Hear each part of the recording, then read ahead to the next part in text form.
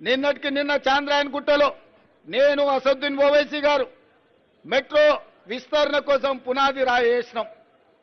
మేము ఒక పక్కన పునాది రాయి వేసేటప్పుడు కేంద్ర ప్రభుత్వం మీకు అనుమతిస్తున్నామని లేఖ పంపించింది.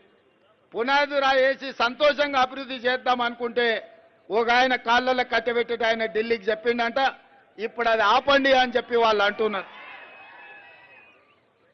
మీకు చేయడానికి చేత కాకపోతే మేము చేసేటప్పుడు కనీసం కాళ్ళలో కట్టబెట్టొద్దని వాళ్ళకి చెప్తున్నా. ఇది అధికారిక కార్యక్రమం కాబట్టి ఎక్కువ వివరాలు చెప్పడం లేదు. కానీ హైదరాబాద్లో మెట్రో విస్తరణకు అడ్డుపడుతున్న వాళ్ళని ఈ వేదిక మీద నుంచి నేను హెచ్చరిక జారీ చేయదలుచుకున్నా.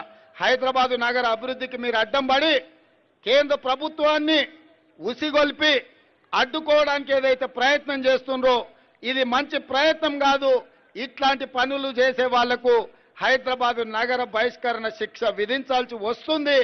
మీరు జాగ్రత్తగా ఉండండి, హైదరాబాదు నగర అభివృద్ధికి సహకరించండి అని చెప్పి నేను తెలియజే